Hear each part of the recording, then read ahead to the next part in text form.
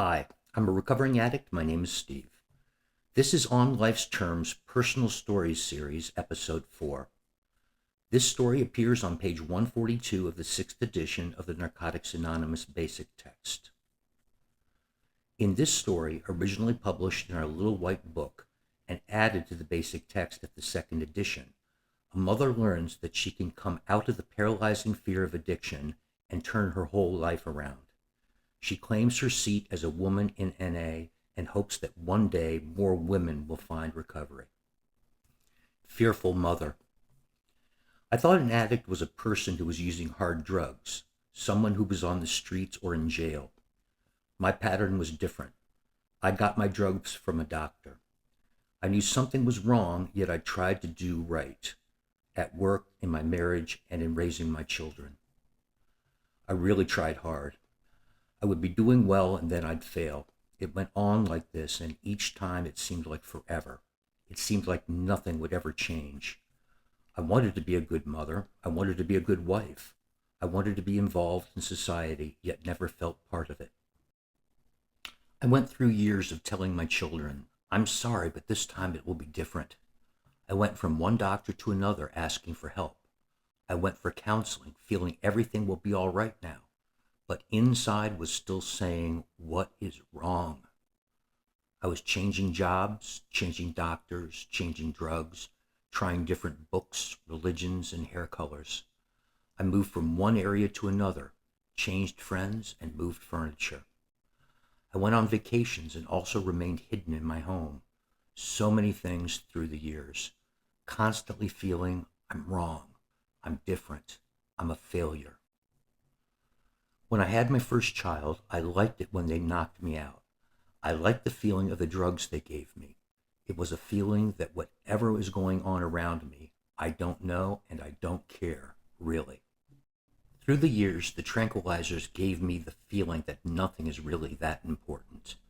Toward the end, things became so mixed up, I was not sure what was and what was not important. I was shaking inside and out. Drugs would not help. I was still trying, but very little. I had quit work and was trying to go back, but I couldn't. I would be on the couch, afraid of everything. I was 103 pounds and had sores on my lips and in my nose. I had diabetes and shook so that I had a hard time putting a spoon to my mouth. I felt I was out to kill myself and people around me were out to hurt me. Physically and mentally, I had a breakdown. I just became a grandmother and I could not even communicate with a small child. I was almost a vegetable. I wanted to be a part of living, but did not know how.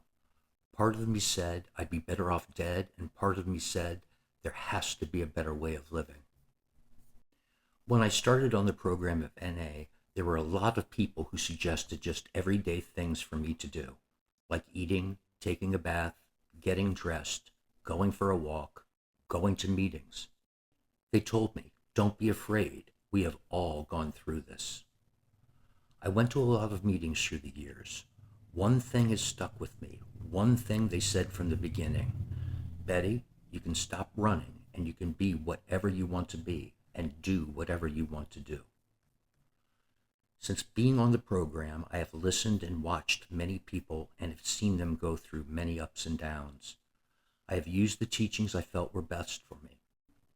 My work area has had to change, and I have been going to school.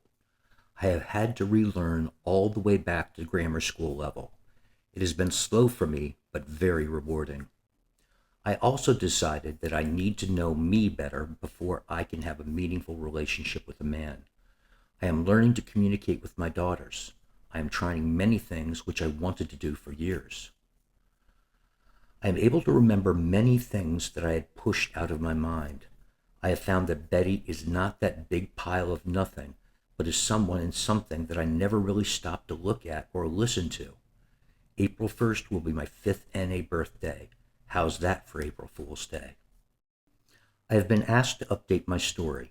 This April 1st will be my 10th year birthday, written in 1981. I think, where have I been and have I really grown? I know that I have gotten married. I would like to say I love my husband very dearly and at times this is very hard for me to say. Expressing a deep feeling for any person has been very hard for me. I have felt like it would be taken away, or that he would hurt me or laugh at me. That has happened at times, but I have still loved him, and it has not been that big and crushing a deal. I'm learning not to put him or myself on a pedestal. If I'm expecting too much of him, that means I had better look a little closer at myself. There are times when we can talk, and there are times it takes time before we can talk. How boring if we both thought alike and everything went smoothly, or if we fought constantly. I still get feelings of running away from home and maybe going back to the islands or Michigan. I have been living in the same place for almost 4 years. I think that is a record for me. I am still moving furniture around. I love it and would like to put everything on rollers. It would be a lot easier. I still do not understand men. Every once in a while, I tell my husband that I am a woman and I need to be taken to a movie or somewhere. I am learning to verbalize my needs to another person. I also go to the show alone once in a while. I graduated from high school 2 years ago. I would love to graduate from college, maybe sometime in the future. Everyone needs something to look forward to. My daughter, son-in-law, and granddaughter gave me a violin for Christmas. When I was in grammar school, I took lessons for a very short time. The school stopped giving lessons and took back their violin, and I never forgot that. I started out this year by slowly taking lessons, and I became obsessed. I was going to 2 teachers and studying out of 3 different books. I found myself looking at one of my books and saying, "Where am I?" So now I am back to 1 teacher and 1 book. I had a breast operated on, and they removed part of it. I will not say this was a whiz because it wasn't, but I was luckier than some. I had the NA program and people to walk through it with me. I cannot say my life has been like tiptoeing through the tulips, because that is not reality. I can say that my life is now getting better, and I am more open to looking and walking in reality. With the world in such turmoil, I feel I have been blessed to be where I am. I look at how NA has grown. We are in Germany, Australia, England, Scotland, Italy, Brazil, etc. Maybe someday we will reach the countries that are so damn hard to reach. I have been told that there are not many women with a lot of time on the program. I am surprised when I hear this. I just assume there are, and maybe they have moved to other cities and states. Maybe even to some of these countries that are so damned hard to reach. When a woman wants something bad enough, look out. She can move heaven and hell.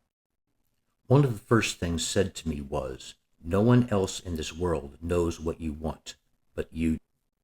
If you want to survive in this world, you had better do what is right for you, because no one else is going to do it."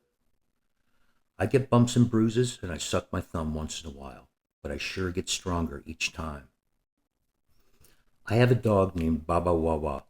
She was very tiny when my daughter gave her to me. My daughter said, "Mom, here's a little dog, and she will never grow very large." Well, she has grown very big, and she surprises me every once in a while. Last night, she tried to fight a big dog right through a chain link fence. I thought she was still a puppy, but she can stand her own. I guess it's like me. I have grown more than I realized, and unlike Baba Wawa, I have been known to climb the fence and go after whatever I want.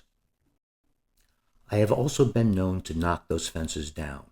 I feel like there is more to say, but who can put all of 10 years down on paper? I would rather spend my time living it than writing it. I have been active in NA answering phones, typing, and working in different areas of NA.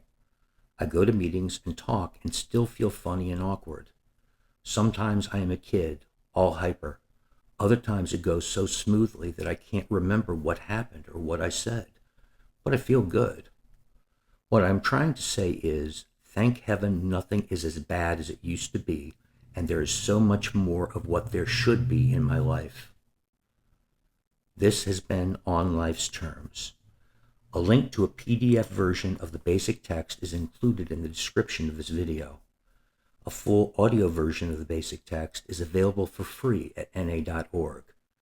You can also find a meeting in your area or online meetings at that address. I am a recovering addict named Steve.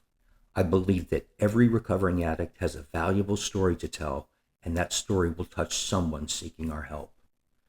If you would like to share yours or know someone whose story we should hear, please contact me at onlifestermsvid@gmail.com.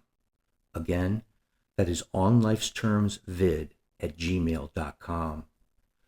Please help me to carry the message to the addict who still suffers by liking or commenting on this video and subscribing to this channel. Even more importantly, please share this video with other addicts that we may reach as many as possible. Thanks again for listening, carrying the message, and keeping the promise alive.